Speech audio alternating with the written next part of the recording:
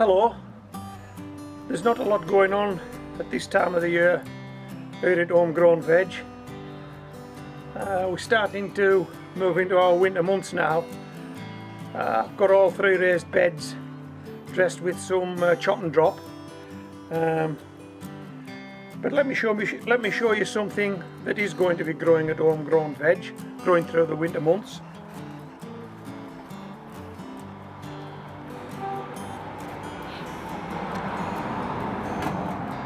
These are some winter onions. This is a Japanese onion.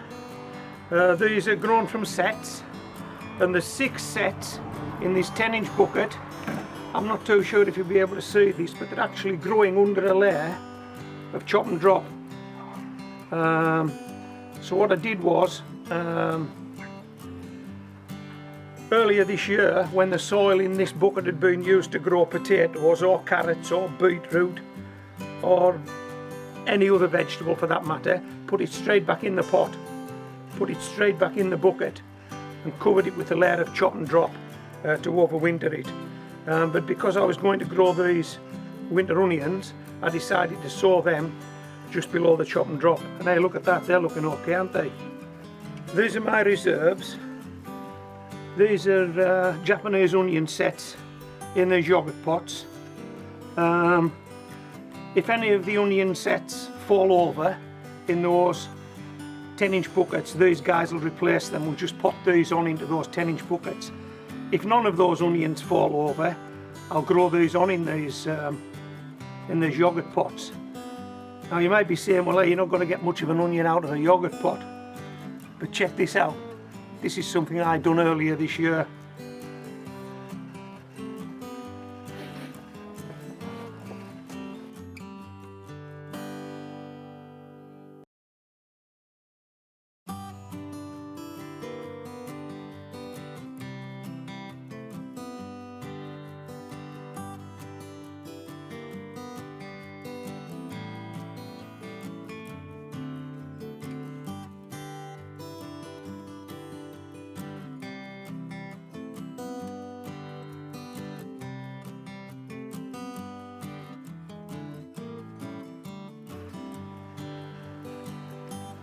Now then, let me show you some more onions. There's 6 in there, by the way. They're not a very big onion. You may think that's too many to grow in a small 10-inch water bucket, but I've done this before, but I've done it only with 4 onions. Let me show you this and I'll tell you more about that.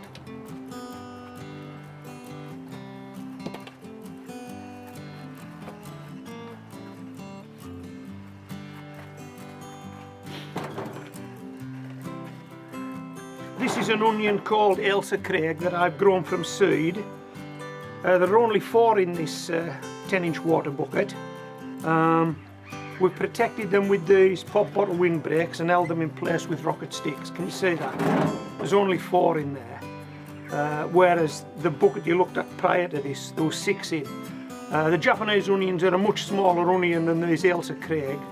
And I know you can grow big onions in small buckets. Check this out. These are some onions I grew this year in a 10-inch bucket.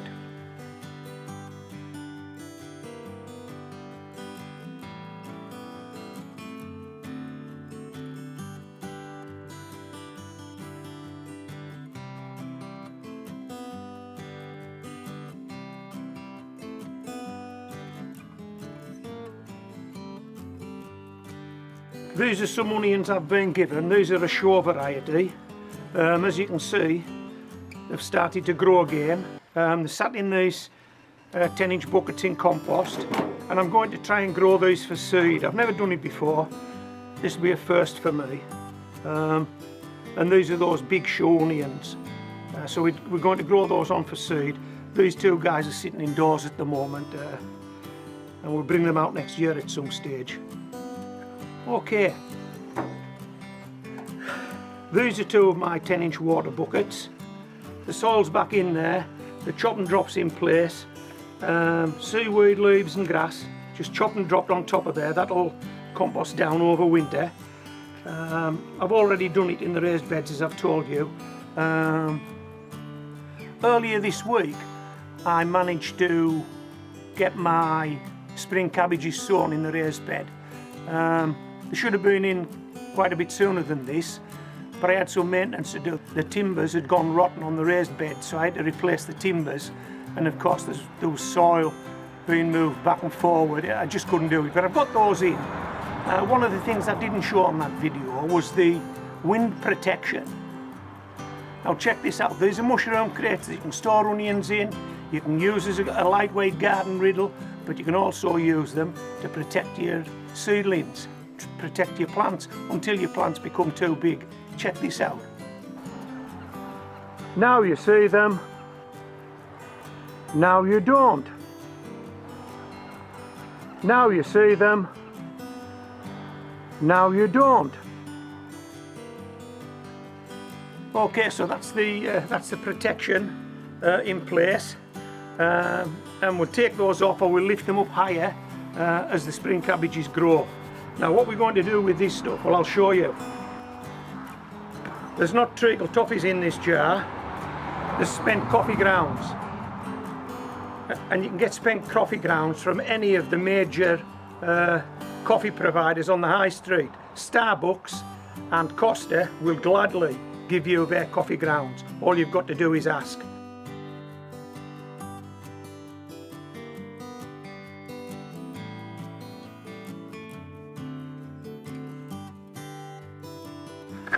And this is where I store my coffee grounds, in this jar. Okay, now then, worms love coffee grounds. If you don't believe me, watch any of the vermiculture videos that are on YouTube. They're usually giving worms coffee grounds. We want worms in these pots, we want worms in these buckets, because we want the worms to make this soil better week after week, month after month, until we use it again next spring. So we'll give them some chop and drop to eat, but we're now going to give them some coffee grounds to eat. I usually refer to this as free range vermiculture. Why do I give it that title? Well, the worms are free to come and go as they please. There's no lid on here, there's holes in the bottom. I haven't purchased any worms to put in here. This is garden soil with garden worms. If they like it in there, they'll stay. If they don't, they'll vamoose. Free range vermiculture.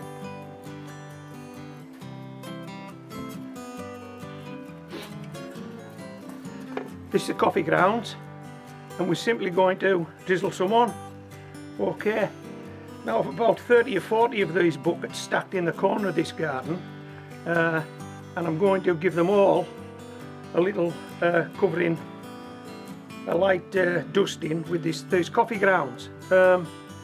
And then that's something more for the worms to eat, something more to persuade them to stay in there, making that soil better and better. Okay, so I hope you've enjoyed this video. This is Homegrown Veg, signing out.